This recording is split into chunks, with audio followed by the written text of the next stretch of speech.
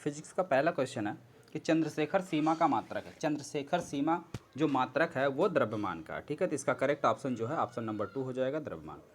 अगला क्वेश्चन देखिए, question number 2। एक विशाल तरल तारा अपने गुरुत्वीय क्षेत्र के कारण अपना आकार आवर्ती प्रकार से बदलता है। विमीय विश्लेषण विधि से उसका दोलनकाल टी, उसकी त्रिज्या r, ठीक है, औसत तरल घनत्व रो और गुरुत्वीय स्थिरांक जी पर निर्भर करता है। तो वो किस तरीके से निर्भर करता है, इसमें से कौन सा आपका ऑप्शन करेक्ट होगा?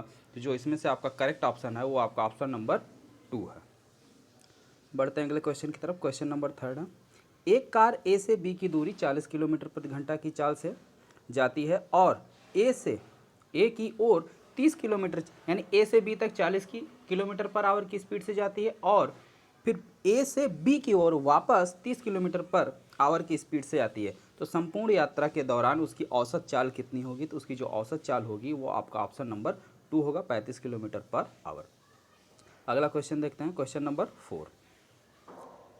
सदिश ए इक्वल टू दिया है 2i cap plus j cap plus k cap और सदिश v इक्वल टू दिया है i cap minus j cap plus 2k cap के लंबवत इकाई सदिश है। तो इसके लंबवत हमें इकाई सदिश निकालना है, यानी दोनों का क्रॉस प्रोडक्ट निकालना है, ठीक है। तो क्रॉस प्रोडक्ट निकालने के बाद हमें क्या करना है, जो क्रॉस प्रोडक्ट आप निकालोगे वो दोनों, उसके बाद उसके मैग्नीट्यूड से इसमें भाग कर देना, तो इसके लंबवत इकाई सदिश का मान आ जाएगा। इसमें जो आपकी करेक्ट आंसर है वो आपका आंसर नंबर 3 है। बढ़ते हैं अगले क्वेश्चन की तरफ, क्वेश्चन नंबर 5। क्वेश्चन नंबर 5 है, एक घर से 80 मीटर दूर खड़ा एक आदमी एक गेंद फेंकता है जो 40 मीटर की ऊंचाई की खिड़की से अंदर चला जाता है। यदि जी का मान दिया है 10 मीटर पर सेकंड स्क्वायर, तो प्रक्षेपण कोण और वेग, यानी हमें प्रोजेक्टाइल एंगल और प्रोजेक्टाइल वेलोसिटी निकालनी है। तो इसमें जो इसका प्रोजेक्टाइल एंगल और प्रोजेक्टाइल वेलोसिटी है वो आपका करेक्ट ऑप्शन है, ऑप्शन नंबर 4, ठीक है। बढ़ते हैं अगले क्वेश्चन की तरफ, क्वेश्चन नंबर 6।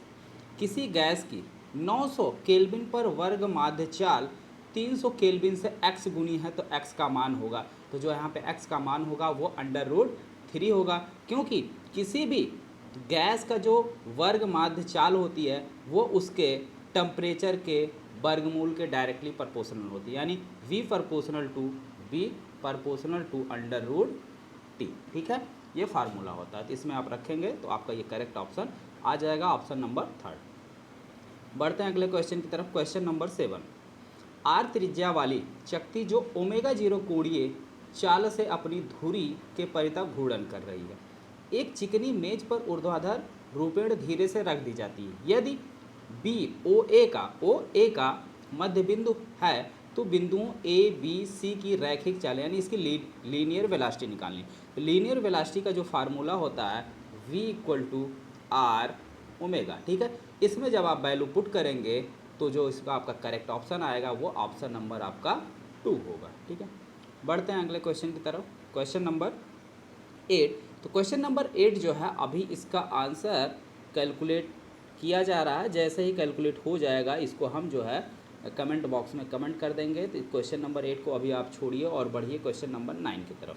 क्वेश्चन नंबर 9 है कि 1 सेंटीमीटर और 2 सेंटीमीटर त्रिज्या के दो बुलबुले मिलकर एक बड़ा बुलबुला बनाते हैं, बड़े बुलबुले की त्रिज्या होगी। तो अब देखिए, चाहे एक बुलबुला या दो बुलबुला, जितने भी बुलबुले मिलेंगे सभी बुलबुलों का अलग अलग आयतन का योग उस बड़े बुलबुले के आयतन के बराबर होगा। तो आप आयतन निकाल लीजिए, इन दोनों छोटे बुलबुलों का आयतन निकालिए अलग अलग, फिर जोड़ लीजिए और इसको सीधे इक्वल करा दीजिए किसके, बड़े वाले बुलबुले की, ठीक है। फिर कंपेयर कीजिए, वहाँ से आपकी त्रिज्या निकल आएगी, तो जो त्रिज्या आएगी वो आपकी आएगी 3 सेंटीमीटर। अगला क्वेश्चन, क्वेश्चन नंबर 10 है, निम्न में से कौन सी विधि सम एंट्रोपी प्रक्रिया है? तो जो सम एंट्रोपी प्रक्रिया आपकी है वो आइडियाबैटिक यानी रुद्धोष्म है, ठीक है। ऑप्शन नंबर 2 करेक्ट होगा। अगला क्वेश्चन, क्वेश्चन नंबर 11। बस ये दो क्वेश्चन, क्वेश्चन नंबर 8 और क्वेश्चन नंबर 11, ये जो है अभी थोड़े से डाउट में हैं, ठीक है। तो इसको जो है हम बाद में देख लेते हैं। बढ़ते हैं अगले क्वेश्चन की तरफ, क्वेश्चन नंबर 12। यात्रियों से लदी एक नाव जलाशय में तैर रही, यदि यात्री जलाशय से पानी पीते हैं तो जल स्तर क्या होगा? आई थिंक इसमें जो है जल स्तर अपरिवर्तित रहेगा, ठीक है। इसका ऑप्शन होगा ऑप्शन नंबर 3। अगला क्वेश्चन है क्वेश्चन नंबर 13 सूर्य के स्पेक्ट्रम में फ्रॉनहोफर रेखाओं की व्याख्या करता है। तो सूर्य के स्पेक्ट्रम में जो फ्रॉनहोफर रेखाओं की व्याख्या करता है वो आपका करेक्ट ऑप्शन है किरचॉफ का नियम। ठीक है, 45 साल पहले किरचॉफ का नियम ही था और अभी भी यही है। क्वेश्चन नंबर 14 है, पृथ्वी के केंद्र में से होकर एक व्यास के अनुदिश एक छिद्र किया गया। इस छिद्र में एक सिरे से m द्रव्यमान का एक कण डालने पर वह सरल आवर्त गति करता है जिसका आवर्तकाल होगा 2πr/g, यानी ऑप्शन नंबर 4। ठीक है, अगला क्वेश्चन है क्वेश्चन नंबर 15, एक झूले पर बैठी लड़की खड़ी हो जाती है तो उसका आवर्तकाल क्या होगा। तो देखिए, जो झूले पर लड़की बैठी है उसका आवर्तकाल दो चीज़ों पर डिपेंड करता है। पहली तो उसके मास पर यानी द्रव्यमान पर, और दूसरा गुरुत्वीय त्वरण पर। तो चाहे बैठा हो या खड़ा हो, मास उसका वही रहेगा। ठीक, और एक्सेलरेशन जो काम करेगा गुरुत्वीय त्वरण वो भी वही रहेगा। तो इसका जो आवर्तकाल है ये रिमेन्स सेम यानी अपरिवर्तित रहेगा। क्वेश्चन नंबर 16 है कि स्थिर माध्यम में स्थिर प्रेषक के सापेक्ष एक ध्वनि स्रोत गतिमान है। यदि प्रेषक द्वारा सुनी आवृत्ति स्रोत द्वारा उत्पन्न आवृत्ति के प्रथम अधिस्वर की आवृत्ति के बराबर हो तो स्रोत का वेग क्या होगा। यहाँ पे जो स्रोत का वेग पूछा है ये आप, ठीक है, तो इस क्वेश्चन को लास्ट में देखते हैं। बढ़ते हैं अगले क्वेश्चन की तरफ। क्वेश्चन नंबर 17, भाषण के लिए एक कमरे का अनुकूल प्रतिध्वनि काल क्या है। तो जो भाषण के लिए अनुकूल प्रतिध्वनि काल होता है वो आपका 2 सेकंड होता है। ठीक है, तो इसमें ऑप्शन में 2 सेकंड कहीं है, हाँ ऑप्शन नंबर 4 है, 1 से 2 सेकंड। तो इसमें जो आपका करेक्ट ऑप्शन होगा वो ऑप्शन नंबर 4 होगा। अगला क्वेश्चन, तरल में ध्वनि तरंगें, ठीक है, तरल में ध्वनि तरंगें चलती हैं। तो तरल में जो ध्वनि तरंगें आपकी चलती हैं तो वो अनुप्रस्थ और अनुदैर्ध्य दोनों रूपों में चलती हैं। तो इसमें का करेक्ट ऑप्शन होगा आपका ऑप्शन नंबर ए। अगला क्वेश्चन है 19 कि एक बंद आर्गन पाइप में अपरगामी तरंग 2a साइन के एक्स कॉस ओमेगा टी, ठीक है, और इसमें दिया y1 का मान दिया है a sine omega T minus के एक्स, और y2 यानी दो प्रगामी तरंगे y1 और y2 है जिनके अध्यारोपण का प्रगाम रिजल्टेंट यहाँ पे दिया हुआ है। तो पूछ रहा y2 का मान क्या होगा। तो इसमें जो y2 का मान होगा वो आपका ऑप्शन नंबर 3 होगा। क्वेश्चन नंबर 20, क्वेश्चन नंबर 20 की तरफ बढ़ते हैं। काफ़ी अच्छा क्वेश्चन है, ठीक है। एक्स अक्ष पर x बराबर 1 2 4 8 डॉट डॉट इसी तरीके से बढ़ता जाएगा। x मीटर बिंदुओं पर अनंत आवेश के प्रत्येक q आवेश रखे गए हैं। x बराबर 0 पर रखा हुआ q 0 पर लगने वाला बल। तो यहाँ पे जो है इस तरीके से आपका कार्तीय तल है, यहाँ पे आपका जो है यहाँ पे q 0 आवेश रखा हुआ है, और यहाँ x बराबर 1 दूरी पर 2 फिर 4 फिर 8 यहाँ पर आपके q चार्ज रखे हुए हैं। तो हर एक चार्ज के कारण इस पर एक फोर्स लगेगा। और सबसे बड़ी बात तो क्या है कि यहाँ पे जो सभी फोर्सेस हैं उन सभी की डायरेक्शन एक ही साइड है, तो डायरेक्टली जो है जुड़ जाएंगे। तो 1/4 और सभी का परिणाम भी सेम है सभी आवेश का। तो 1/4 pi epsilon not Q1 Q2 यानी Q0 कॉमन हो गया, अंदर बचेगा 1/r²। अब r की वैल्यू आप रखते जाएंगे तो आपको एक जीपी सीरीज मिलेगी, गुणोत्तर श्रेणी, ठीक है। तो गुणोत्तर श्रेणी के अनंत पदों का योगफल का आप फार्मूला लगाएंगे। तो यहाँ पे जो सीरीज में आपका r आएगा, रेशियो आएगा, ठीक है, तो वो 1/4 होगा। कितना होगा? 1/4 होगा। तो फार्मूला होता है अनंत पदों का योग का, ठीक है, a/1 - r। इसमें वैल्यू रख देंगे तो जो आप सॉल्व करेंगे वो आपका निकल कर आएगा 3/4 Q1 Q0 upon 4 pi epsilon not, यानी ऑप्शन नंबर 3 आपका करेक्ट ऑप्शन होगा। क्वेश्चन नंबर 21 है, एक समान वैद्युत क्षेत्र में रखा द्विध्रुव आघूर्ण अनुभव करता है। तो कोई भी वैद्युत द्विध्रुव जब हम एक समान वैद्युत क्षेत्र में रखते हैं तो उस पर जो है एक बल आघूर्ण काम करता है। क्या करता है? टॉर्क्यू लगता है, ठीक है। तो इसका करेक्ट ऑप्शन जो है ऑप्शन नंबर 2 होगा। अगला क्वेश्चन, वैद्युत पारगम्यता की एसआई इकाई क्या है? तो SI unit of electric permeability जो है इसका जो करेक्ट ऑप्शन है वो ऑप्शन नंबर आपका 4 है, ठीक है। कौन सा ऑप्शन है? Option number 4। अगला क्वेश्चन, क्वेश्चन नंबर 23।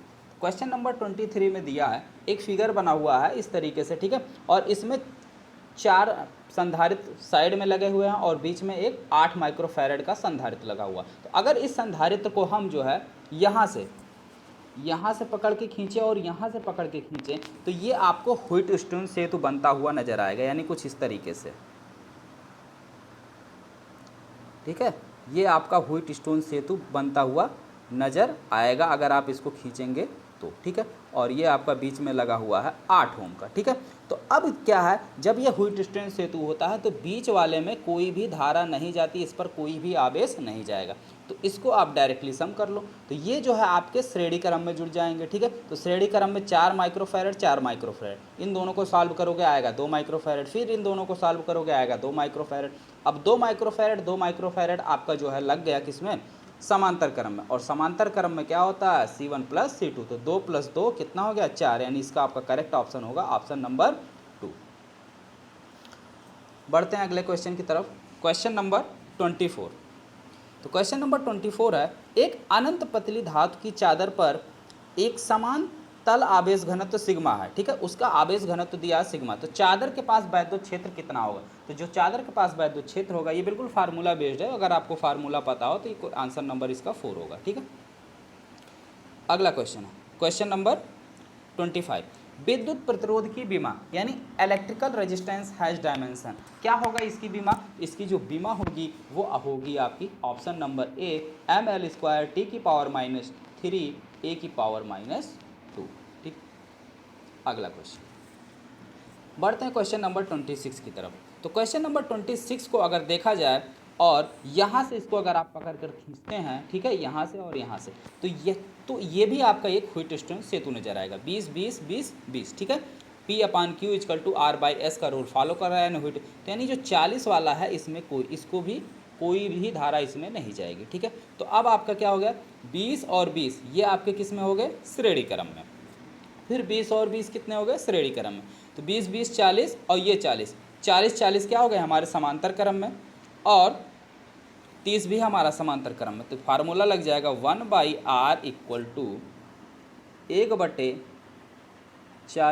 + 1/40 + 1/30, ठीक है। अब इसी को सॉल्व कर लेना, जो आएगा वो आपका करेक्ट आंसर हो जाएगा। आंसर जो है आपका 8 पॉइंट समथिंग आ रहा है, लेकिन यहाँ पे 8 के आसपास जो ऑप्शन है वो आपका ऑप्शन नंबर 3 ही दिख रहा है, ठीक है, तो इसलिए हम इसके साथ जाएंगे। अगला क्वेश्चन, एक विद्युत बल्ब में 1% की धारा, ठीक है, 1% धारा में ह्रास होने से शक्ति में कितना ह्रास होगा, तो अगर धारा में 1% का लॉस होगा तो उसकी जो पावर है उसमें टोटल 2% का लॉस होगा, तो यानी इसका करेक्ट आंसर होगा ऑप्शन नंबर 3 2%, ठीक है, कितना 2%। बढ़ते हैं अगले क्वेश्चन की तरफ, क्वेश्चन नंबर आपका है 28, ठीक है। तो 28 क्या है कि ताप युग्म का सिद्धांत है, ठीक है। ताप युग्म का सिद्धांत इसमें से कौन सा है, इसमें से जो ताप युग्म का सिद्धांत है आपका वो है पेल्टियर प्रभाव, ठीक है, पेल्टियर इफेक्ट, ऑप्शन नंबर 1 सही है। दूसरा, बढ़ते हैं क्वेश्चन नंबर 29 की तरफ। फ्यूज तार होता है तो फ्यूज वायर जो है ये high resistance and low melting point का होता है, यानी उच्च प्रतिरोध और निम्न गलनांक, यानी ऑप्शन नंबर 4 करेक्ट है।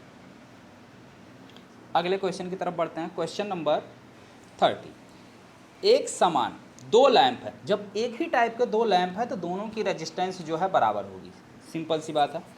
समांतर क्रम में 6 वोल्ट की बैटरी से जुड़े हुए हैं, यदि वे कुल 48 वाट शक्ति खर्च करते हैं, यानी कुल ऊर्जा वो कितनी वे कर रहे हैं 48 वाट, तो प्रत्येक का प्रतिरोध कितना होगा, ठीक है। तो प्रत्येक का जो प्रतिरोध होगा वो होगा 1.5 ओम, 1.5 ओम, ठीक है। चलिए बढ़ते हैं अगले क्वेश्चन की तरफ। एक धारा मापी में कुल धारा का 1% भाग गैल्वेनोमीटर से प्रवाहित होता है, जिसका प्रतिरोध क्या है, जी है धारा मापी का प्रतिरोध है, तो धारा मापी का जो प्रतिरोध होगा वो 99 जी होगा, यानी ऑप्शन नंबर 3 आपका करेक्ट ऑप्शन है। बढ़ते हैं अगले क्वेश्चन की तरफ। एक समान गतिमान वैद्युत आवेश उत्पन्न करता, तो एक समान गतिमान यानी यूनिफॉर्म मूविंग इलेक्ट्रिक चार्ज जो है वो आपका इलेक्ट्रिक फील्ड और मैग्नेटिक फील्ड दोनों प्रोड्यूस करता है, यानी ऑप्शन नंबर 4 आपका सही है। बढ़ते हैं अगले क्वेश्चन की तरफ। क्वेश्चन नंबर 23, एक इलेक्ट्रॉन जिसका वेग v इक्वल टू दिया है 2i cap plus 3j cap, यानी जो उसकी वेलोसिटी है वो x और y प्लेन में, ठीक है, और चुंबकीय क्षेत्र जो है z प्लेन में है, तो यानी ये चुंबकीय क्षेत्र में लंबवत प्रवेश कर रहा है। तो जब भी कोई इलेक्ट्रॉन किसी चुंबकीय क्षेत्र में यानी मैग्नेटिक फील्ड में परपेंडिकुलर प्रवेश इंटर करता है तो उसकी जो डायरेक्शन होती है वो क्या होती है, चेंज हो जाती है। तो उसकी डायरेक्शन जो है क्या हो जाएगी, बदल जाएगी, और वो डायरेक्शन बदल कर किस पर मूव करेगा, एक सर्कुलर पाथ पर मूव करेगा। तो इसमें जो आपका ऑप्शन होगा वो ऑप्शन नंबर 1 करेक्ट होगा। अगला क्वेश्चन, जब किसी विचुंबकीय पदार्थ को किसी चुंबक के उत्तर या दक्षिण ध्रुव के पास लाया जाता है तो या दोनों ध्रुवों के द्वारा जो है प्रतिकर्षित कर दिया जाएगा, ना तो इस नॉर्थ पोल और साउथ पोल दोनों के द्वारा ये रिपेल किया जाएगा। तो इसमें कौन सा ऑप्शन आपका सही होगा, repel by south pole and attractive by, दोनों ध्रुवों द्वारा प्रतिकर्षित होगा, यानी ऑप्शन नंबर जो है 2 सही होगा।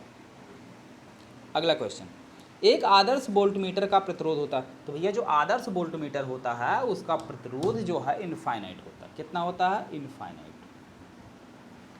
अगले क्वेश्चन की तरफ बढ़ते हैं, क्वेश्चन नंबर 36, ठीक है। तो क्वेश्चन नंबर 36 है, क्यूरी ताप के ऊपर किसी लौह चुंबकीय पदार्थ को जब हम गर्म करते हैं तो ये बदल कर कौन सा पदार्थ बन जाता है, पैरामैग्नेटिक यानी अनुचुंबकीय पदार्थ बन जाता है, ठीक है।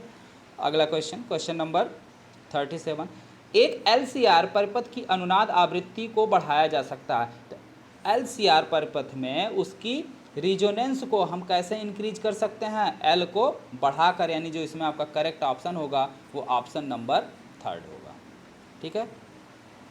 बढ़ते हैं अगले क्वेश्चन की तरफ।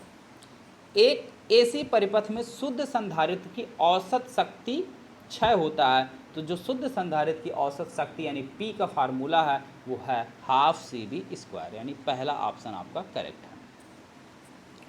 अगला क्वेश्चन देखते हैं, क्वेश्चन नंबर 39। क्वेश्चन नंबर 39 है, मैक्सवेल की परिकल्पना के अनुसार परिवर्ती वैद्युत क्षेत्र उत्पन्न करता है, यानी according to Maxwell hypothesis a changing electric field give rise to, तो क्या करता है, मैग्नेटिक फील्ड प्रोड्यूस करता है, ठीक है। अगला क्वेश्चन, क्वेश्चन नंबर 40, एक त्वरित इलेक्ट्रॉन उत्पन्न करता है, तो एक त्वरित इलेक्ट्रॉन जो है इलेक्ट्रोमैग्नेटिक रेज क्रिएट करता है, ठीक है, विद्युत चुंबकीय किरणें। अगला क्वेश्चन, समांतर प्रकाश पुंज से संबंध तरंगाग्र होता है, यानी the wave front associated with a parallel beam of light is, क्या होगा, प्लेन होगा, यानी ऑप्शन नंबर 2 आपका करेक्ट होगा। अगला क्वेश्चन, क्वेश्चन नंबर 42, प्रकाश के तरंग स्वभाव को नकारता है, यानी wave nature of light is contradicted by, तो किस में कॉन्ट्राडिक्टेड है, इंटरफेरेंस, यानी व्यतिकरण जो है वो प्रकाश के तरंग स्वभाव को नकारता है। अगला question, question number 43, question number 43 है कि जब दूरदर्शी की नलिका की लंबाई 1 मीटर हो तो आदर्श संयोजन में दूरदर्शी की आवर्धन क्षमता कितनी है, 24 है। तो नेत्रिका की फोकस दूरी क्या होगी, तो इसमें जो नेत्रिका की फोकस दूरी होगी वो आपकी होगी 24 सेंटीमीटर। अगला क्वेश्चन, कैथोड किरण के कण स्वरूप के लिए सशक्त तर्क है, क्या है, तो a strong argument for the particle nature of cathode ray is to, इसमें जो आपका करेक्ट ऑप्शन है वो ऑप्शन नंबर 4 है, यानी get deflected by electric and magnetic field.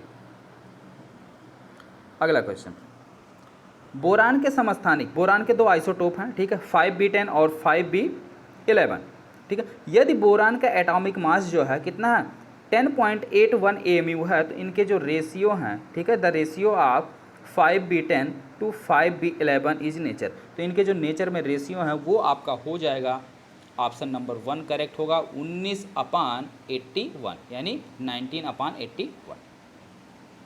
बढ़ते हैं अगले क्वेश्चन की तरफ, क्वेश्चन नंबर 46, तो निम्न में से कौन चुंबकीय क्षेत्र में विस्थापित हो सकता है? तो इसमें जो चुंबकीय क्षेत्र में विस्थापित होता है वो आपका है कैथोड रेज, यानी ऑप्शन नंबर 4।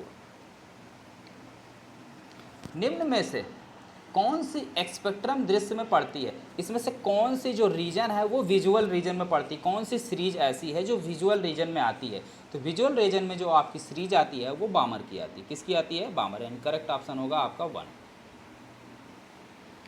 लाइमन श्रेणी के पहले सदस्य का तरंग दैर्ध्य कितना होगा? तो जो लाइमन श्रेणी के पहले सदस्य का तरंग दैर्ध्य है वो ऑप्शन नंबर 2 है, 912 एंगस्ट्रॉम। ठीक है, बढ़ते हैं अगले क्वेश्चन की तरफ। क्वेश्चन नंबर 49 है, अल्फा बीटा गामा की आयनन शक्तियों का अनुपात। तो जो अल्फा बीटा और गामा की आयनन शक्तियों का अनुपात होता है वो इस तरीके से, यानी अल्फा ग्रेटर होता है बीटा से और बीटा ग्रेटर होता है गामा से। तो ये रेशियो किस में फॉलो कर रहा है देख लो, वही आपका करेक्ट ऑप्शन होगा। तो इस कंडीशन को फॉलो करने वाला ऑप्शन जो है आपका ऑप्शन नंबर 2 है। तो करेक्ट ऑप्शन हुआ आपका ऑप्शन नंबर 2। फिजिक्स के पार्ट का लास्ट क्वेश्चन है कि एक पीएन संधि में रिक्त कर्ण परत की चौड़ाई की कोटि क्या है? यानी in a PN junction the width of depletion layer is of the order of 10 की, इसकी जो ऑर्डर होती है 1 माइक्रोमीटर, यानी 10⁻⁻6 मीटर की जो है इसकी ऑर्डर होती है। तो इसका करेक्ट ऑप्शन हो गया ऑप्शन नंबर 2। ठीक है, तो फिजिक्स का जो है आपका 50 क्वेश्चन सॉल्व हो गया। अब बढ़ते हैं अगले पोर्शन की तरफ, यानी केमिस्ट्री की तरफ। ठीक है, तो देखते हैं केमिस्ट्री का पहला क्वेश्चन। तो केमिस्ट्री का पहला क्वेश्चन है आपका 27 अंश सेल्सियस पर। केमिस्ट्री में 2 क्वेश्चन ऐसे हैं जिसके ऑप्शन में थोड़ा सा मिसप्रिंटिंग है या फिर मतलब ऑप्शन मैच नहीं कर रहा, तो हो सकता है आपको जो है इस पर एक्स्ट्रा मार्क्स मिल जाए। ठीक है, तो इन दोनों का जो है आपका बोनस में 2 अंक आपको बोनस में मिल सकता है केमिस्ट्री में। तो चलिए देखते हैं। 27 अंश सेल्सियस पर आदर्श गैस के 5 मोल का उत्क्रमणीय रूप से 1 लीटर से 10 लीटर में प्रसरण होता है, इसमें एंट्रोपी परिवर्तन कितना होगा? यहाँ पे एंट्रोपी परिवर्तन कितना होगा? कैलकुलेशन में आर बराबर पहले ही दे दिया, 2 कैलोरी पर केल्विन हमें रखना है। तो इसको जो सॉल्व करेंगे तो जो हमारा आंसर आएगा वो आंसर नंबर 3 होगा, 69.0 कैलोरी पर केल्विन। अगला क्वेश्चन, क्वेश्चन नंबर 52, किसी कोलाइडी विलयन में टिंडल प्रभाव का कारण है। तो कोलाइडी विलयन में जो टिंडल प्रभाव का कारण है प्रकाश का प्रकीर्णन होता है। यहाँ पे जिस भी बच्चे का ये पेपर है उसका तो गलत हुआ है, तो स्कैटरिंग ऑफ लाइट। ये भाई कक्षा 10 में भी मतलब प्रकाश के प्रकीर्णन को आप पढ़े हैं, लेकिन हालांकि टिंडल इफेक्ट आपको आगे मिलेगा 12 में। ठीक है, लेकिन क्वेश्चन तो 10 का। जो हमने बताया था कि 2 क्वेश्चन आपके डाउट में है, वो क्वेश्चन में से पहला क्वेश्चन आपका 53 है। ठीक है, तो ये क्वेश्चन आपका डाउट में है, इसके जो है आंसर मैच नहीं कर रहे थे। ठीक है, बढ़ते हैं अगले क्वेश्चन की तरफ। क्वेश्चन नंबर 54, यदि CH3COOH एवं CH3COONA से बने बफर विलयन में लवण एवं अम्ल के सांद्रणों के बीच अनुपात 10 गुना बढ़ाया जाए तो उसके विलयन के pH मान में कितनी बढ़ोतरी होगी? तो उसके विलयन के pH मान में कितनी बढ़ोतरी होगी? 1 की बढ़ोतरी होगी। ठीक है, तो यानी ऑप्शन नंबर 4 आपका करेक्ट है। अगला क्वेश्चन है 55, ऋण आयन के सापेक्ष उत्क्रमणीय इलेक्ट्रोड है। तो ऋण आयन के सापेक्ष जो उत्क्रमणीय इलेक्ट्रोड है वो आपका ऑप्शन नंबर 2 है, Hg2Cl2S। ठीक है, ये आपका उत्क्रमणीय इलेक्ट्रोड है। बढ़ते हैं अगले क्वेश्चन की तरफ। क्वेश्चन नंबर 56, निम्न में से किस दशा में एंट्रोपी घटती है? तो निम्न में से किस दशा में एंट्रोपी घटती है वो आपका है पॉलीमराइजेशन, यानी बहुलकीकरण में। ठीक है, तो इसका करेक्ट ऑप्शन होगा ऑप्शन नंबर 4। बढ़ते हैं अगले क्वेश्चन की तरफ। क्वेश्चन नंबर 57, प्रकृति में निम्न में से कौन सी स्पीसीज अनुचुंबकीय है? ठीक है, इसमें से पूछ रहा कौन सी स्पीसीज जो है पैरामैग्नेटिक है। तो पैरामैग्नेटिक जो है आपका इसमें से है B2। कौन सा है? B2। तो यानी करेक्ट ऑप्शन होगा आपका ऑप्शन नंबर 1। बढ़ते अगले क्वेश्चन की तरफ। 58, 4 ग्राम पर लीटर सांद्रता वाले NaOH के जलीय विलयन के pH मान होगा। तो इसके जो जलीय विलयन का pH मान होगा वो होगा 12, यानी ऑप्शन नंबर 4। अगला क्वेश्चन है 59। समपराशरीय विलयनों में होता है, तो समपराशरीय विलयनों में जो है समान प्रासरण दाब होता है। ठीक है, क्या होता है? सेम ऑस्मोटिक प्रेशर होता है, यानी ऑप्शन नंबर 1 आपका करेक्ट है। अगला क्वेश्चन, लकड़ी के एक पुराने नमूने की आयु का निर्धारण जिस रेडियोधर्मी समस्थानिक के अनुप्रयोग से होता है वह कौन है? तो सबको पता है कि लकड़ी के पुराने नमूने का आयु का जो निर्धारण करता है वो समस्थानिक, रेडियोधर्मिक समस्थानिक जो है 6C14 है। ठीक है, कार्बन 6 14 है, यानी ऑप्शन नंबर 3 आपका करेक्ट होगा। अगला क्वेश्चन है 61। 4 अम्लों A, B, C तथा D के पी के मान जो है दिया हुआ है। ठीक है, कितना है? 25 अंश सेल्सियस पर क्रमशः 3, 4, 5 तथा 6 है। इनमें से कौन प्रबलतम होगा? तो सबसे ज़्यादा स्ट्रॉन्ग जो है आपका वो कौन होगा? तो जिसके पी के का मान कम होगा, ठीक है, जिसके पी के ए का मान कम होगा वो सबसे ज़्यादा स्ट्रांग होगा। तो सबसे कम मान किसका है? ए का है, तो ये आपका सबसे ज़्यादा स्ट्रांग होगा। अगला क्वेश्चन है क्वेश्चन नंबर 62। यौगिक NCl2 नहीं जाना जाता क्योंकि यौगिक NCl2 क्या है? नहीं जाना जाता क्योंकि nitrogen lagged 2D orbit, 2D कक्षीय में नाइट्रोजन के अभाव के कारण, यानी करेक्ट ऑप्शन होगा ऑप्शन नंबर 4। अगला क्वेश्चन है 63। एक सहसंयोजक अणु AB में सिर्फ एक सिग्मा बांध दोनों परमाणुओं के बीच उपस्थित है। इनमें कौन सा कक्षक अतिच्छादन यानी ओवरलैप संभव होगा? किसका ओवरलैपन इसमें संभव होगा? तो जो इसमें आपका करेक्ट ऑप्शन होगा वो ऑप्शन नंबर 3 होगा। अगला क्वेश्चन 64। किसमें ऑक्टेट नियम मान्य नहीं होता? इसमें जो आपके 4 ऑप्शन है इसमें कोई एक ऐसा है जो ऑक्टेट नियम को जो है फॉलो नहीं करता है। तो इसमें ऑक्टेट नियम को फॉलो ना करने वाला है BCl3। ठीक है, BCl3। अगला क्वेश्चन 65 है। ओलियम एक मिश्रण है जिसमें होता है, तो ओलियम हमारा क्या है? एक मिक्सचर है और इसमें कौन कौन चीज़ें प्रेजेंट होती हैं? तो इसमें जो प्रेजेंट होता है वो आपका होता है H2SO4 प्लस SO3, यानी करेक्ट ऑप्शन होगा आपका ऑप्शन नंबर 2। अगला क्वेश्चन 66। H2SO4 के संबंध में निम्नलिखित में से कौन सा कथन सही नहीं है? तो H2SO4 में ऑक्सीकरण भी होता है, ऑक्सीकारक भी होता है, निर्जलीकारक भी होता है, सल्फोनेटिंग कारक भी होता है, केवल होता क्या नहीं है? अपचायक एजेंट नहीं होता, यानी कौन सा कथन सही नहीं है? वो है ऑप्शन नंबर 2। बढ़ते हैं अगले क्वेश्चन की तरफ। Question number 67। जब कोई रासायनिक पदार्थ 2 या अधिक क्रिस्टलीय रूपों में पाया जाता है तो इन रूपों को कहते हैं, तो इन रूपों को हम क्या कहते हैं? पॉलीमॉर्फ यानी बहुरूपी कहते हैं। ठीक है, यानी ऑप्शन नंबर 3 आपका करेक्ट होगा। बढ़ते हैं अगले क्वेश्चन की तरफ 68। जिंक के साथ तनु और सांद्र नाइट्रिक अम्ल की अभिक्रिया से क्रमशः प्राप्त होता है। तो जो आपके ऑप्शन यानी एक्सेप्शनल क्वेश्चन थे वो आपका एक क्वेश्चन कौन सा था? एक क्वेश्चन आपका 53 था और दूसरा क्वेश्चन आपका ये है 68।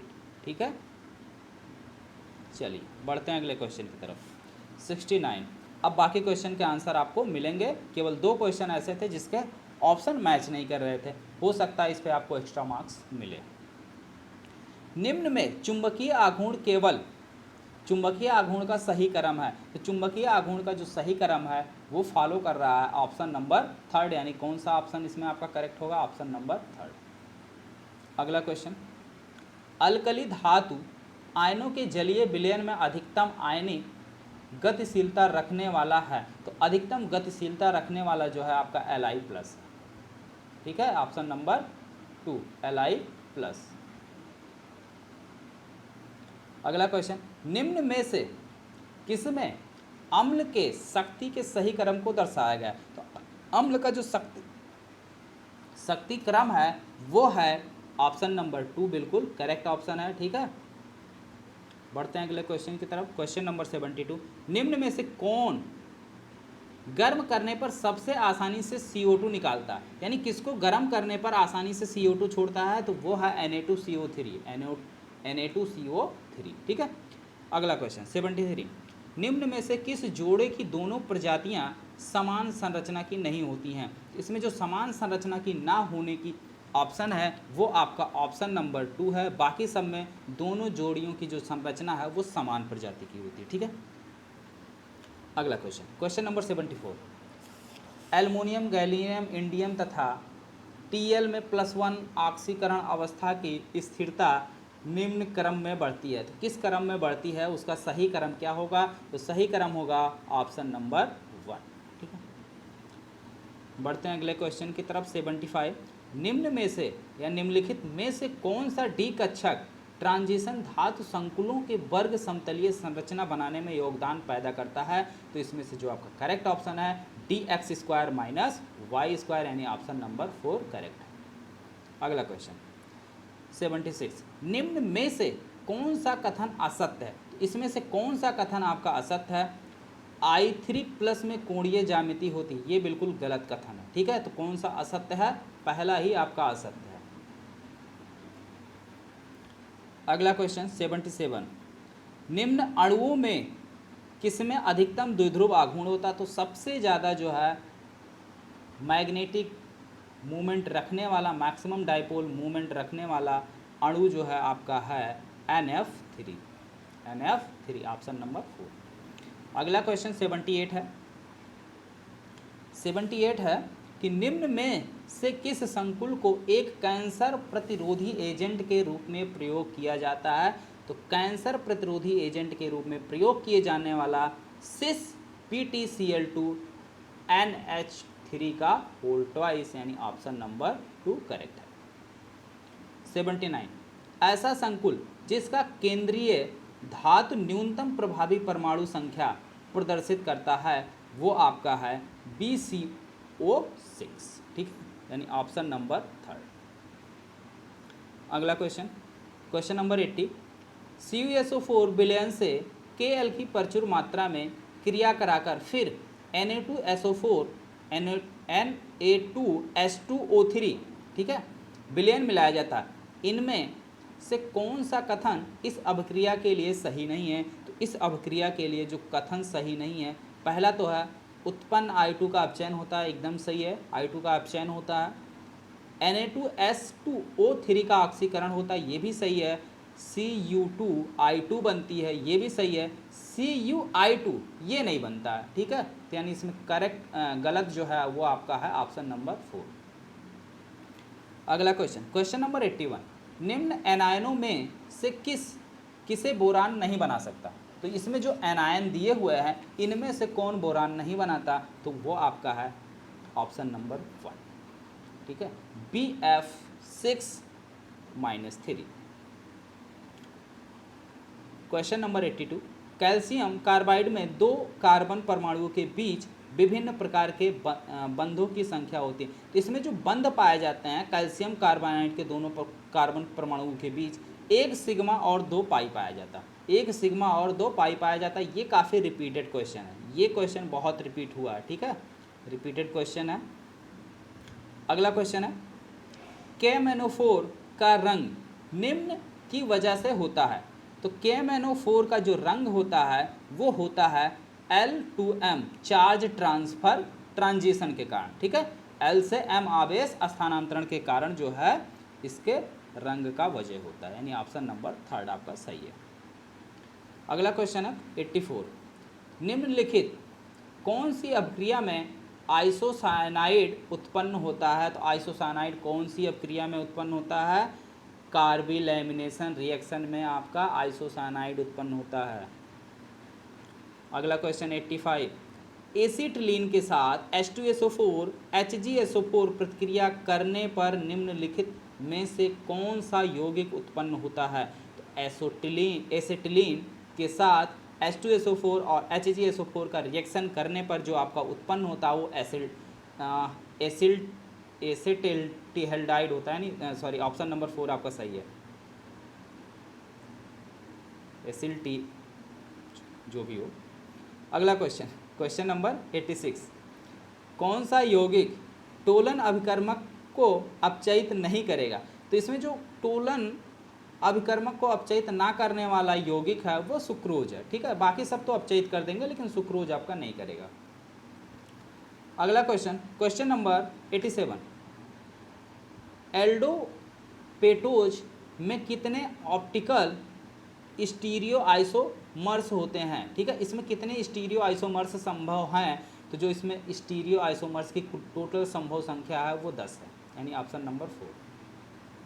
बढ़ते हैं अगले क्वेश्चन की तरफ। क्वेश्चन नंबर 88, निम्नलिखित में से कौन सा यौगिक प्रोपिल क्लोराइड के साथ बेंजीन के साथ फ्राइडल क्रॉफ्ट एल्कलीकरण द्वारा बनता है? तो देखने में तो लग रहा ऑप्शन नंबर 1, लेकिन आपका ऑप्शन नंबर 1 नहीं सही है। इसमें आपका करेक्ट ऑप्शन है ऑप्शन नंबर 3। अगला question, phenol is also known as, phenol को हम किस और नाम से जानते हैं? तो फिनॉल का जो एक और नाम है वो कार्बोक्सिलिक एसिड है, यानी ऑप्शन नंबर 1। बढ़ते हैं अगले क्वेश्चन की तरफ। ग्लूकोज और मैनोज के बीच में संबंध है, तो ग्लूकोज और मैनोज के बीच में जो संबंध है उसको हम कहते हैं एपीमर्स, यानी ऑप्शन नंबर 4 आपका करेक्ट है। बढ़ते हैं अगले क्वेश्चन की तरफ। 91, 2,3-डाईमिथाइल 2-ब्यूटीन ओजोनोलिसिस होने पर कौन से यौगिक का निर्माण करता है? इसमें जो यौगिक का आपका निर्माण करता है वो है एसीटोन, यानी ऑप्शन नंबर 3 आपका सही है। अगला क्वेश्चन 92, पेंट 3N2 ओल का सही संरचना है? तो पेंट 3N2 ओल का सही संरचना आपका ऑप्शन नंबर 2 है, ठीक है, ऑप्शन नंबर 2 है, करेक्ट ऑप्शन है आपका ऑप्शन नंबर 2, ठीक है। बढ़ते हैं अगले क्वेश्चन की तरफ। क्वेश्चन नंबर 93, दी गई अभिक्रिया के अनुसार निम्नलिखित में से कौन सा सही तंत्र है?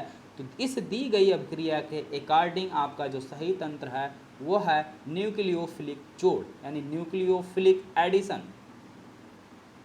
अगला क्वेश्चन 94, कार्बीन का मध्यवर्ती उत्पाद किस अभिक्रिया में बनता है? तो कार्बीन का मध्यवर्ती उत्पाद जो है वो बनता है रीमैन टीमैन अभिक्रिया में, रीमर टीमैन अभिक्रिया, यानी ऑप्शन नंबर 4। अगला क्वेश्चन 95, निम्नलिखित में से कौन सा यौगिक एनांटियोमर्स है? तो इसमें से जो आपका करेक्ट ऑप्शन है वो ऑप्शन नंबर 3 है, ठीक है, 1 and 3। बढ़ते हैं अगले क्वेश्चन की तरफ। 96, निम्नलिखित में से कौन सा यौगिक NaHCO3 के साथ बुदबुदाहट नहीं देगा? तो जो NaHCO3 के साथ बुदबुदाहट नहीं देगा वो आपका है फिनॉल, ठीक है, बाकी सब तो बुदबुदाहट देंगे लेकिन फिनॉल नहीं देगा। अगला क्वेश्चन 97, किन कारकों से अनिलीन अमोनिया से कम क्षारीय है? तो जो इसमें कारक है वो आपका +M इफेक्ट है। क्या है? +M इफेक्ट कारण है। अगला क्वेश्चन 98, निम्नलिखित में से कौन सा यौगिक अधिक स्थिर, यानी कौन ज़्यादा स्टेबल है? तो इसमें सबसे ज़्यादा जो स्टेबल है वो आपका है ऑप्शन नंबर 4। 99, निम्नलिखित यौगिक में कार्बन कार्बन बॉन्ड की लंबाई का सही क्रम है? तो कार्बन कार्बन की बॉन्ड का लंबाई का सही क्रम जो है वो एथेन ग्रेटर है एथेन से और ग्रेटर है एथीन से, यानी ऑप्शन नंबर 4। केमिस्ट्री के लास्ट क्वेश्चन की तरफ बढ़ते हैं। क्वेश्चन नंबर 100 है, SN2 प्रतिक्रिया में कौन सही है? तो SN2 प्रक्रिया में कौन सही है? इन्वर्जन, यानी उल्टा सही है, ठीक है। तो फिजिक्स और केमिस्ट्री के क्वेश्चन आपके सॉल्व हो चुके हैं। अब बढ़ते हैं मैथ की तरफ।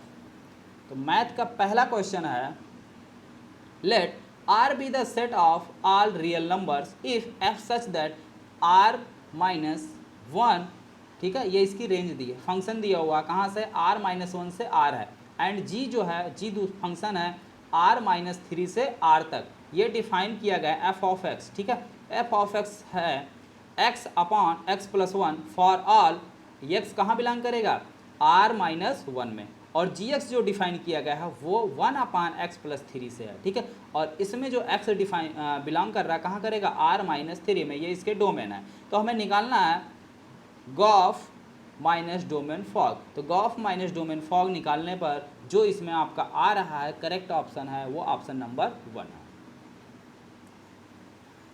अगला question, if a function F such that R minus zero से आर माइनस जीरो, यानी आर माइनस जीरो से आर माइनस जीरो पर एक फंक्शन डिफाइन है, और कैसे डिफाइन है, F of X is equal to three by X. तो इसमें पूछ रहा है कि then F O F inverse 5 minus F inverse of 2 is, ठीक है। तो इसमें जो आपका करेक्ट ऑप्शन होगा वो ऑप्शन नंबर आपका 3 होगा। अगला question, question number 103, let Z be the set of all integer, define Z cross Z, ठीक है। ये डिफाइन किया गया है जेड क्रॉस जेड से जेड पर। और कैसे डिफाइन किया गया है, ए स्टार है, B equal to A plus B. अब यहाँ पे कोई भी ऑपरेशन हो आपका हो सकता है, चाहे एडिटिव, ठीक है, या फिर एडिशन, सबट्रैक्शन, मल्टीप्लिकेशन, कोई भी ऑपरेशन आपका हो सकता है। तो A plus three B minus one for all A B belongs to Z cross Z, then ये जो ऑपरेशन आपका होगा, कौन सा ऑपरेशन आपका होगा, इसमें से आपका जो है ना तो ये क्रम विनिमय होगा और ना ही सहचर होगा, यानी नाइदर कॉम्यूटेटिव नॉर एसोसिएटिव। तो करेक्ट ऑप्शन होगा आपका ऑप्शन नंबर 4। अगला क्वेश्चन है question number 104, if X is equal to cosec tan inverse cos cot inverse sec sine inverse 1 by under root three है, और y इजकल टू सेक बड़े bracket के अंदर है कॉट इनवर्स, फिर ब्रैकेट के अंदर साइन, फिर ब्रैकेट, फिर tan इनवर्स, फिर ब्रैकेट कॉस, फिर bracket cos inverse 1 by under root three. तो पूछ रहा है 2x² माइनस वाई स्क्वायर का मान होगा। तो इसमें जो 2x² माइनस वाई स्क्वायर का मान होगा वो हो जाएगा 8/3, ठीक है। सॉल्व करने पर आएगा 8/3। अगला क्वेश्चन, क्वेश्चन नंबर 105।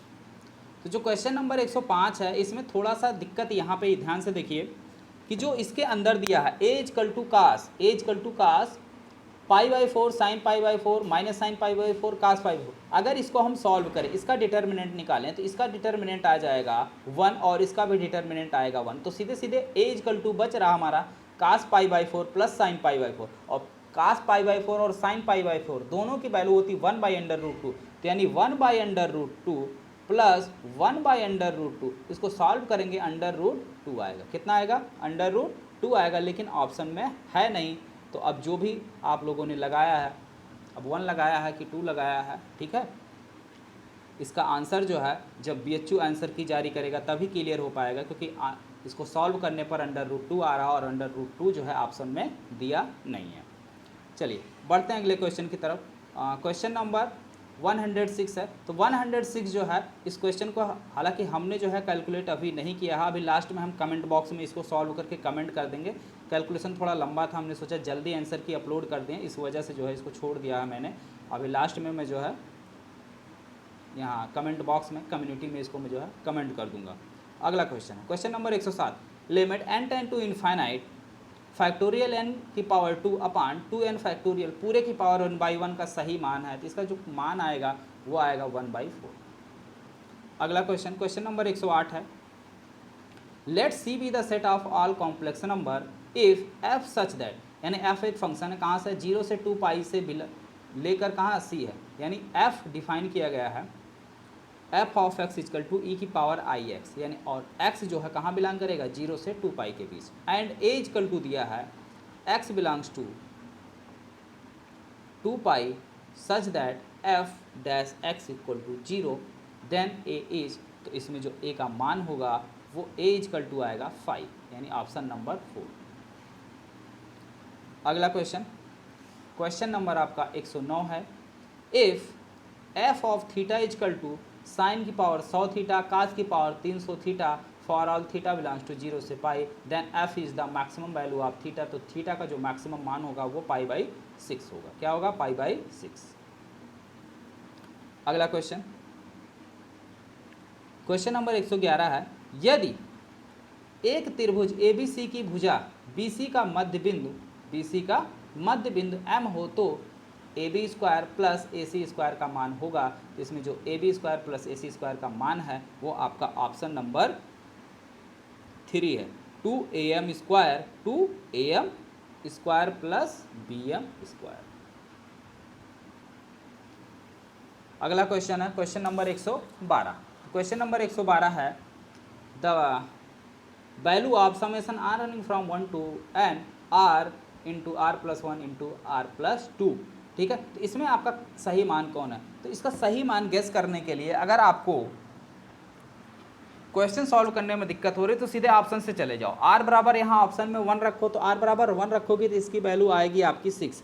और पूरे ऑप्शन जो आपको चारों ऑप्शन दिया है उसमें आप वैल्यू पुट करके देखो और किस में 6 आ रहा है। तो और सभी में जब हम वैल्यू पुट कर रहे हैं तो जो करेक्ट ऑप्शन आपका ऑप्शन नंबर आ रहा वो 1 आ रहा है। ठीक है, इसमें भी 6 आ रहा है। अगर इसमें 2 रखोगे इसमें भी 2 रखोगे तो 2 में से रखने पर ये दोनों वैल्यू भी सेम आएगा। ठीक है, यहाँ पे आएगा 24, यहाँ पे आएगा कितना 30, और ये जो है पहले और दूसरे टर्म दोनों का योगफल जो है 30 देगा। तो पहला टर्म अगर इसमें से हम माइनस कर दें, पहला टर्म कितना आया था 6, तो 6 माइनस कर देंगे कितना आ जाएगा 24। तो 24 दोनों इक्वल आ रहा है, तो इसका करेक्ट ऑप्शन जो होगा वो ऑप्शन नंबर 1 होगा।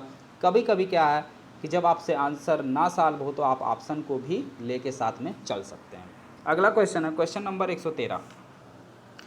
If x is equal to cos inverse 1 upon under root 1 plus T square and y is equal to sine inverse 1 upon under root 1 plus T square, ठीक है 1 नहीं sorry T upon under root 1 plus T square, then D Y by D X का मान होगा। तो सबसे आसान तरीका इसको सॉल्व करने के लिए चुपचाप टी इजकल टू मान लो tan थीटा, उसके बाद इसको सॉल्व करोगे तो आसानी से आपका सॉल्व हो जाएगा, और जो आपका सॉल्व होकर आएगा वो 2-3 लाइन में सॉल्व हो जाएगा। ठीक है, आएगा इसका आंसर 1। ठीक है, इसका करेक्ट आंसर होगा 1। अगला question, if a profit function is given by P X equal to 41 plus 24x minus 18x square, then maximum profit of a company can make. तो ठीक है, इसमें मैक्सिमम मिनिमम का क्वेश्चन आया तो मैक्सिमम लाभ जो आपका होगा वो 49 होगा। हालांकि अगर आप लोगों ने एग्ज़ाम से पहले हमने एक वीडियो बनाया था टॉप 10 इंपॉर्टेंट क्वेश्चन, उसमें से ऑलमोस्ट लगभग 5 से 6 क्वेश्चन जो है सेम टाइप के क्वेश्चन पूछे गए हैं। तो हमने कहा था मैक्सिमम मिनिमम का क्वेश्चन और लिमिट का क्वेश्चन इसमें आया हुआ है, और जो लिमिट का क्वेश्चन आया हुआ वो 0/0 फॉर्म का था, और 0/0 फॉर्म को कैसे 1 सेकेंड में हम सॉल्व करेंगे वो भी टेक्निक मैंने बताया था। ठीक है, तो जो बच्चे जो है देखे होंगे उनका तो फ़ायदा हो गया होगा। तो इसका करेक्ट ऑप्शन है 49। अगला क्वेश्चन है, the point on the curve 2i is equal to 3 minus X square at which the tangent is parallel to the line x plus Y is. तो इसमें जो करेक्ट ऑप्शन है वो आपका ऑप्शन नंबर 4 है। ठीक है, -1 1। अगला क्वेश्चन है क्वेश्चन नंबर 116। ठीक है, if f r to r is defined by f of x is equal to x upon X square plus 1, then the value of f of 2 is कितना होगा। इसमें जो वैल्यू आएगी वो 10/29 आएगी, 10/29। करेक्ट ऑप्शन होगा ऑप्शन नंबर 1। अगला क्वेश्चन है question number 117। Sine 3 sine inverse 2/3 का मान है, तो साइन 3 साइन इनवर्स 2/5 का मान है 118/125 यानी 118/125। अगला क्वेश्चन है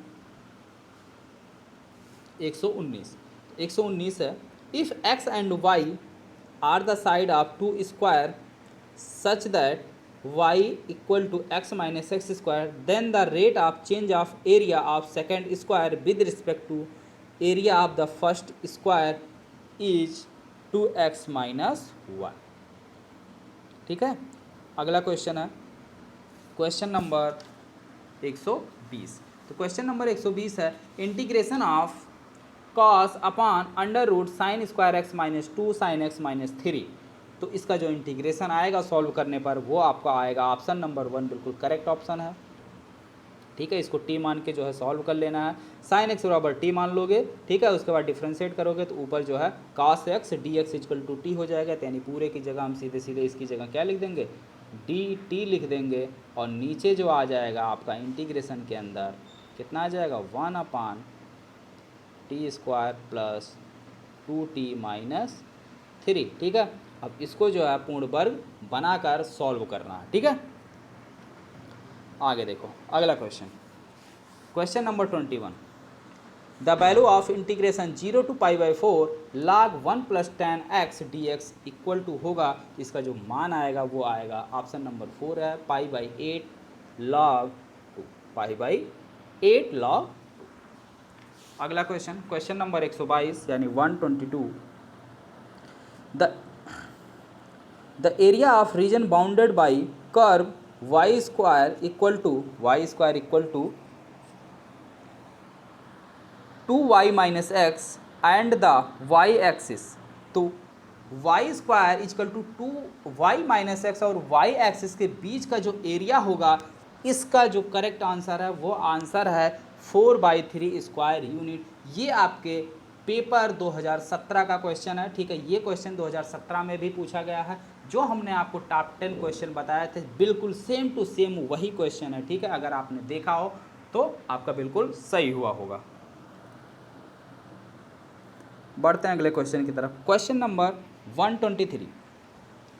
the particular solution of the differential equation log e dy/dx equal to 3x + y given that y equal to 0 when x equal to 0। तो इसका जो अवकल समीकरण का डिफरेंशियल इक्वेशन है वो है 4e⁻3x plus e⁻3e⁻−4y equal to 7, यानी करेक्ट ऑप्शन है option number 3।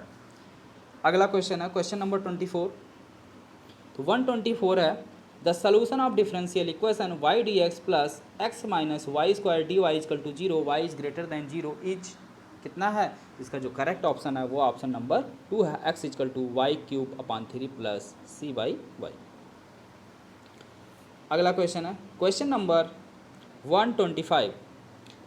If the vector i minus j cap plus k cap और दूसरा है 3i cap plus j cap plus 2k cap and i cap plus lambda j cap plus 3k cap are collinear. तो ये सारे के सारे क्या हैं, कोलीनियर है। तो इसमें लेमडा का मान आएगा, जो सॉल्व करने पर जो लेमडा का मान आएगा वो आएगा लेमडा इक्वल टू 15, ठीक है। चलिए बढ़ते हैं अगले क्वेश्चन की तरफ। Question number 126 126। If vector A is a unit vector, यानी वेक्टर ए जो है वो यूनिट वेक्टर है। तो यूनिट वेक्टर के साथ आई कैप का क्रॉस मल्टीप्लिकेशन है, उसका स्क्वायर है, फिर जे का, यानी अलग अलग सभी एक्सिस के यूनिट वेक्टरों का जो है क्रॉस मल्टीप्लाई करके स्क्वायर लिया गया है। तो इसका जो मान आएगा वो 1 आएगा, ठीक है। कितना आएगा, 1। अगला क्वेश्चन आपका question number 127। cot alpha into cot beta equal to 2, then the value of cos alpha plus beta upon cos alpha minus beta equal to होगा 1/3, यानी ऑप्शन नंबर 4 करेक्ट ऑप्शन है। अगला question 2 cos theta equal to x plus 1/x, then the value of 2 cos 3 theta equal to x minus 1/x³, यानी option number 4 आपका सही है। अगला question 129। tan inverse x upon y plus tan inverse x minus y upon x plus Y is equal to, इसको solve कर लेना, सीधे आ जाएगा tan इनवर्स, ठीक है। बिल्कुल फार्मूले बेस्ड पे है, तो फार्मूले बेस्ड पे बिल्कुल है, फार्मूले में रखोगे बिल्कुल डायरेक्ट आंसर आएगा। तो इसका जो आंसर आएगा वो आएगा π/4। अगला question question number 131। If x plus i/3 equal to u plus i v, then u upon x plus v upon y is equal to कितना होगा। इसका जो ऑप्शन होगा वो हो जाएगा 4x² माइनस y²। अगला question 132। n-1 p3 ratio n p4 equal to दिया 1:9, देन द वैल्यू ऑफ, इसमें n की वैल्यू पूछा तो n की जो वैल्यू होगी वो आपकी होगी n = 9, यानी ऑप्शन नंबर 4। बढ़ते हैं अगले क्वेश्चन की तरफ। Question number 133। 133 है, if all the permutation of the letter of the word India are arranged as in dictionary then 14th word is. तो 14th वर्ड आपका यानी जो आपका जो 14th यानी 14वां शब्द है वो हो जाएगा बिल्कुल ऑप्शन नंबर 1 करेक्ट है आपका। ठीक है, बढ़ते हैं अगले क्वेश्चन की तरफ। Question number 135। क्वेश्चन नंबर 135 है, इफ़, हाँ कुछ क्वेश्चन जो है आपके जो छूट रहे हैं उसको आप कमेंट बॉक्स में कमेंट कर देना, वहाँ पे जो है उसका सलूशन हम बता देंगे। अभी क्वेश्चन जो है प्रोसेस में है, सॉल्व हो रहा है। ठीक है, तो जो सॉल्व हो चुका है जिससे आपका टाइम ज़्यादा ना वेस्ट हो, इसलिए हमने सोचा जो क्वेश्चन सॉल्व हुए हैं उसके आंसर की हम जारी कर दें। बाकी जो हो रहा है ज़्यादा क्वेश्चन नहीं, एक दो तीन क्वेश्चन ऐसे हैं जो अभी प्रोसेस में हैं। ठीक है, तो जैसे ही आ जाएगा तुरंत हम जो है कमेंट बॉक्स में कमेंट कर देंगे। अगला क्वेश्चन है 135। If the first term of an AP is 2 and the second first 5 term is equal to 1/4 of the sum of the next 5 term then 20th term is. तो इसका 20वां पद जो होगा वो -112 होगा। अगला question, the sum of the series 2 की power 3, 4 की पावर 3, 6 की पावर 3, 8 की पावर 3 प्लस 18 की पावर 3 इज कितना आएगा? 16,200। ठीक है, तो इसका करेक्ट ऑप्शन होगा ऑप्शन नंबर 1। अगला question, question number 138।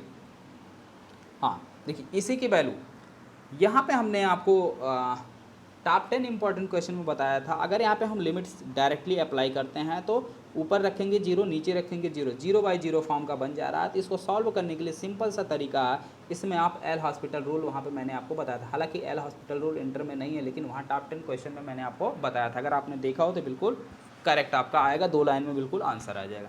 L hospital rule कहता क्या है कि जो नॉमिनेटर है, ठीक है, उसको डायरेक्टली डिफ्रेंशिएट कर दो और लिख दो, जो डिनोमिनेटर है उसको डायरेक्टली डिफ्रेंशिएट कर दो। तो नॉमिनेटर और डिनोमिनेटर को डायरेक्टली डिफ्रेंशिएट कर दो, उसके बाद लिमिट अप्लाई कर दो, खटाक से जो है आपका आंसर आ जाएगा। जिसका करेक्ट आंसर होगा 1/a। अगला क्वेश्चन, क्वेश्चन नंबर 139। बिंदुओं 6, 5 तथा 2-1 को मिलाने वाली रेखा पर बिंदु 1-4 से खींची गई लंबवत रेखा पहली रेखा को किस अनुपात में विभाजित करती है? तो यानी कहने का मतलब है, ऐसे एक लाइन ड्रा की गई है, यहाँ पे आपका पॉइंट है 6, 5 और यहाँ पे आपका पॉइंट है 2-1। यहाँ से इस पर एक लाइन ड्रा की गई है। ठीक है, ये पॉइंट जो है आपका दिया है, कितना दिया है? 4/1। तो आप सबसे पहले क्या काम करो, इस लाइन का स्लोप निकाल लो, क्योंकि ये लाइन इस पर परपेंडिकुलर है। ठीक है, अब मान लो इसको λ/1 के रेशियो में डिवाइड करते हैं, तो λ/1 के रेशियो के हिसाब से इस पॉइंट का क्या करो, कोऑर्डिनेट निकाल लो। तो इस पॉइंट का कोऑर्डिनेट निकल गया, तो इसका स्लोप निकाल लो, इसका स्लोप निकाल लो, दोनों के स्लोप को मल्टीप्लाई कर दो, यानी m1 × m2 बराबर -1 कर दो। खट से जो है आपका लैम्डा का वैल्यू आ जाएगा। ठीक है, तो लैम्डा की जो वैल्यू निकल के आएगी वो आपका आएगा 8/5। लैम्डा बराबर आपका आ जाएगा 8/5, तो यानी 8/5 में ये डिवाइड करेगा, यानी करेक्ट ऑप्शन होगा ऑप्शन नंबर 3।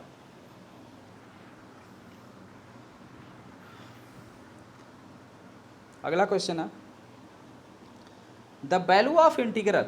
अगर इस इंटीग्रल की वैल्यू निकालनी है तो सबसे पहली बात, अगर आप नहीं सॉल्व कर रहे हैं तो सीधे जो आपका ऑप्शन है, ऑप्शन से चले जाओ, ऑप्शन को उठा के डिफ्रेंशिएट कर दो। तो कौन से ऑप्शन को डिफ्रेंशिएट करने पर आपको ये वैल्यू मिलेगी? तो यहाँ पे जिस ऑप्शन को डिफ्रेंशिएट करने पर आपको ये मान मिल रहा वही आपका करेक्ट ऑप्शन होगा। तो ऑप्शन नंबर 4 आपका करेक्ट ऑप्शन होगा, अगर इसको आप डिफ्रेंशिएट करेंगे। ठीक है, m/n, ठीक है, हर इंटू अंश के रूप में, तो ये आपको बिल्कुल यही चीज़ मिलेगा जो आपका क्वेश्चन है। तो करेक्ट ऑप्शन हो गया आपका ऑप्शन नंबर 4। बढ़ते हैं अगले क्वेश्चन की तरफ। Question number 142। तो इसमें क्वेश्चन नंबर 142 है कि let x be the family of set and r be the relation on x defined by a disjoint from b, then r is symmetry. ठीक है, तो इसका करेक्ट आंसर होगा सिमेट्री।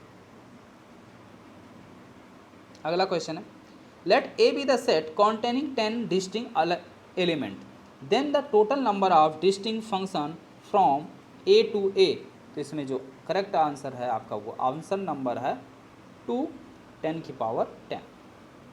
अगला क्वेश्चन, क्वेश्चन नंबर